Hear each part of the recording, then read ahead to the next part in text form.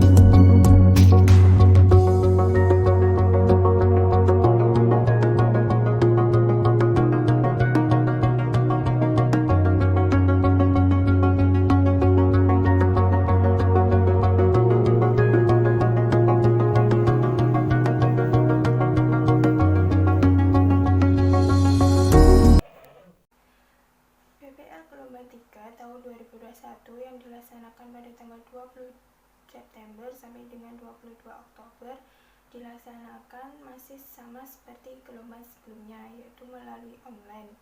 Mahasiswa dituntut untuk mencari sendiri usaha yang akan dijadikan tempat PPL. Hal ini dilakukan untuk mengurangi penyebaran virus corona yang masih ada di Indonesia. Kemudian PPL saat ini dilaksanakan dengan observasi, wawancara, dan dokumentasi dengan hanya melakukan 3-5 kali pertemuan saja. Itu pun harus tetap menjaga protokol kesehatan. Usaha yang saya jadikan sebagai tempat PPL adalah usaha budidaya jamur tiram milik Bu Badriah di Desa Jabon, Kecamatan Kalidawir, Kabupaten Tulungagung. Jamur tiram merupakan suatu organisme yang bersifat heterokopik, yaitu tumbuhan yang tidak memiliki klorofil sehingga mereka tidak bisa melakukan fotosintesis. Jamur tiram selain juga dapat digunakan sebagai obat herbal, jamur tiram juga dapat digunakan sebagai bahan makanan seperti keripik jamur, pepes jamur, nugget, dan makanan lainnya. Usaha ini didirikan sekitar 3 tahun yang lalu, yaitu sekitar tahun 2018. Awal usahanya yaitu dari ketika keluarga pemilik ini sering menyukai olahan masakan dari jamur tiram, sehingga pemilik berinisiatif untuk melakukan usaha di bidang jamur tiram. Awalnya pemilik hanya melakukan 10 backlog saja untuk mencoba membudidayakannya. Namun dengan seiringnya waktu, beliau sampai sekarang sudah mencapai ratusan backlog.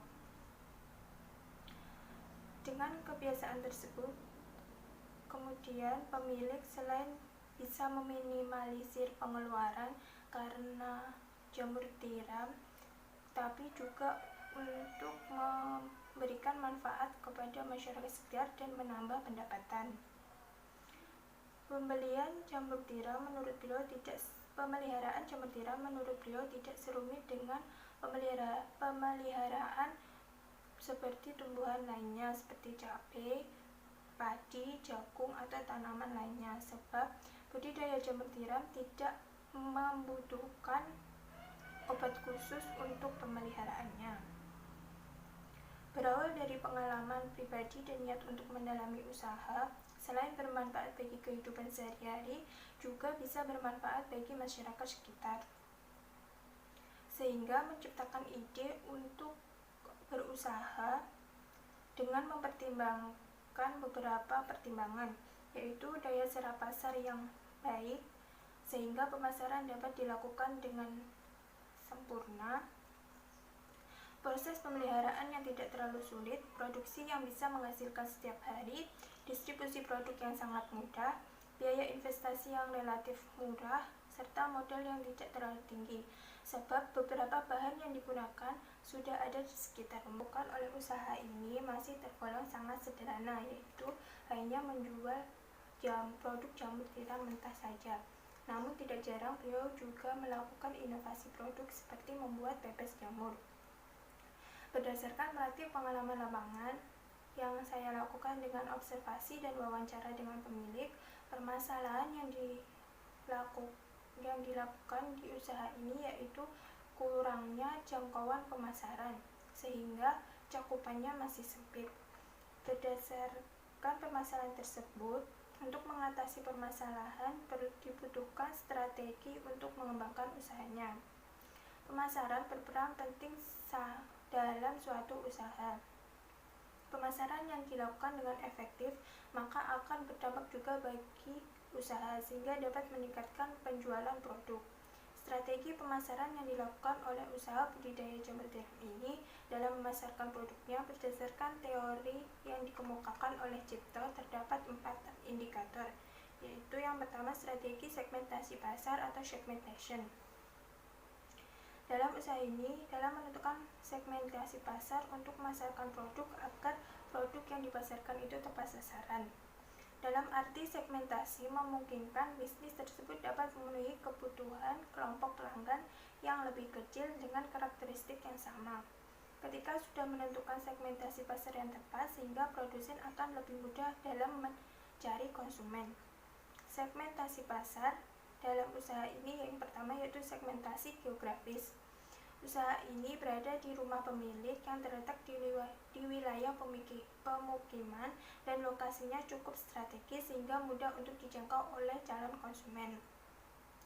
Konsumen dari produk usaha ini jika dilihat dari jangkauan pemasaran yang baik yang dilakukan oleh pemilik baik secara online ataupun offline masih berada di area Kalidawir, dan sebagian besar konsumen terbesar adalah konsumen di sekitar pemilik tinggal. Yang kedua yaitu segmentasi demografis. Produk yang dijual bisa dikonsumsi oleh semua kalangan, baik kalangan anak-anak sampai dewasa. Karena produk ini bisa dijadikan sebagai olahan produk makanan seperti keripik jamur, pepes jamur, dan aneka masakan lain-lainnya. Usaha ini juga selalu mengutamakan kualitas produknya dengan tetap mengutamakan kualitas jamur yang segar agar dapat memuaskan konsumen. Yang ketiga, segmentasi psikografis. Kelas sosial usaha ini adalah semua kalangan, mulai dari kalangan menengah ke atas dan kalangan menengah ke bawah, maupun kalangan menengah ke bawah. Untuk harga yang ditawarkan juga sangat terjangkau. Yang kedua, pasar sasaran atau targeting. Dari luasnya segmentasi pasar yang telah dijelaskan, pemilik usaha memilih target pasar untuk golongan kalangan bawah, menengah ke bawah atau menengah ke atas, serta dari kalangan anak-anak sampai dengan kalangan dewasa. Dengan target pasar yang melalui toko atau warung dan pasar. Hal ini dilakukan sebab semua kalangan dapat menikmati produk yang dihasilkan. Usaha ini sebagai salah satu usaha yang bergerak di bidang budidaya, hasil panennya dijadikan sebagai bahan pelengkap dan dapat dijadikan sebagai olahan dalam berbagai masakan. Alasan mengambil target untuk toko atau warung dan pasar adalah karena produk dari usaha ini cocok untuk dijual di semua tempat tersebut, apalagi tempat tersebut merupakan tempat bertemunya penjual dan pembeli setiap pasar atau position. Sesuai dengan target pasar yang dituju, yakni untuk semua kalangan dan untuk mengidentifikasi posisi pasar adalah tetap menjaga kualitas produk yang dihasilkan. Di usaha ini menentukan keunggulan kompetitif di mana produk yang dipasarkan merupakan produk jamur yang memiliki kualitas segar karena dipetik di hari yang sama untuk dijual. Kemudian, selalu menjaga hubungan baik dengan pelanggan adalah strategi yang dilakukan dalam berusaha. Selanjutnya, yang keempat yaitu tentang bauran pemasaran atau marketing mix. Marketing mix yang saya gunakan yaitu 4P. Yang pertama, produk. Produk usaha budidaya jamur tiram ini adalah produk jamur mentah. Namun, untuk mengembangkan usahanya, pemilik berusaha untuk melakukan inovasi produk dengan menghasilkan inovasi yaitu menjual produk jadi yaitu pepes jamur. Produk pepes jamur dititipkan di toko atau warung terdekat rumah beliau. Produk yang siap dipasarkan akan dikemas menggunakan plastik dengan ukuran 1 ons setiap kemasannya. Sayangnya usaha ini belum memiliki nama merek dalam kemasannya. Padahal jika diberikan merek, pasti konsumen akan lebih mudah untuk mengenalinya. Selain menjual produk secara langsung di warung dan pasar, pemilik juga melayani pesanan. Untuk pengembangan usahanya, pemilik juga melakukan sistem antar produk kepada konsumen atau menggunakan sistem COD dengan syarat tempat yang dituju masih bisa dijangkau oleh produsen. Dengan menerapkan sistem tersebut, maka secara tidak langsung juga memberikan kepuasan bagi konsumen serta dapat membangun loyalitas konsumen sehingga penjualan juga akan meningkat. Yang kedua tentang harga atau price. Untuk harga yang ditawarkan dalam usaha ini adalah harga standar, yaitu sekitar 15.000 sampai 16.000 per kilonya, dan untuk per onsnya dijual 2.000. Penetapan harga ini sesuai dengan harga standar jamur tiram.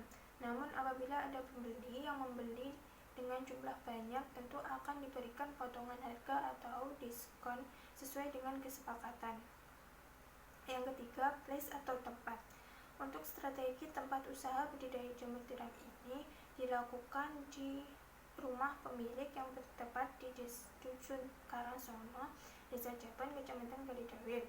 Dengan lokasinya yang berada di area rumah tersebut membuat beliau dengan mudah dalam proses produksi serta memudahkan pemilik apabila ada konsumen yang secara tiba-tiba ingin membeli produknya tanpa adanya jarak yang jauh. Dalam strategi distribusi, usaha ini dilakukan dengan menitipkan produknya di beberapa tempat, yaitu di toko atau warung dan pasar. Strategi distribusi yang dilakukan pemilik dalam distribusi produk adalah melakukan pengantaran produk kepada pengecer sehingga pengecer tidak harus ke lokasi tempat pemilik. Yang keempat yaitu promotion atau promosi. Promosi yang dilakukan oleh pemilik secara offline dan online. Offline dilakukan oleh pemilik dari mulut ke mulut, yaitu dari keluarga, teman, saudara, ataupun tetangga. Strategi promosi offline juga dilakukan pemilik dengan memperkenalkan produknya melalui toko sayur dan pasar. Kemudian untuk mengembangkan usahanya, pemilik juga melakukan promosi secara online, yaitu menggunakan media sosial WhatsApp dan Facebook. Pengembangan pemasaran usaha budidaya jamur tiram yang dilakukan dalam usaha ini yaitu selalu mempertahankan kualitas produk dengan tetap selalu menjaga kesegaran jamur yang dijual serta berusaha menciptakan inovasi produk selain produk mentah. Untuk inovasi produk, pemilik hanya melakukan jika sisa penjualan hari ini tidak terjual semua, sehingga akan dijadikan olahan siap jadi yaitu pepes jamur tiram. Selain inovasi produk, usaha ini juga mengembangkan usahanya dalam bidang promosi. Promosi dilakukan selain offline juga dilakukan secara online, yaitu menggunakan WhatsApp dan Facebook. Namun saat ini pemilik masih fokus menggunakan WhatsApp karena Facebook jangkauan pembeli yang terlalu jauh, sehingga Dengan merambah ke online, penjualan juga akan meningkat. Dampak dengan adanya pengembangan usaha pemasaran dalam usaha ini yaitu yang pertama meningkatkan penjualan dan yang kedua yaitu meningkatkan pendapatan penjualan. Meningkatkan penjualan dengan adanya pengembangan usaha yang dilakukan oleh pemilik, volume penjualan juga akan meningkat karena yang awalnya penjualan hanya dilakukan secara offline dengan menitipkan produk di toko dan pasar, disusul dengan menjual secara online. Setelah memperluas penjualan ini dan mulai mencoba melakukan inovasi, maka penjualan sedikit demi sedikit juga mengalami kenaikan.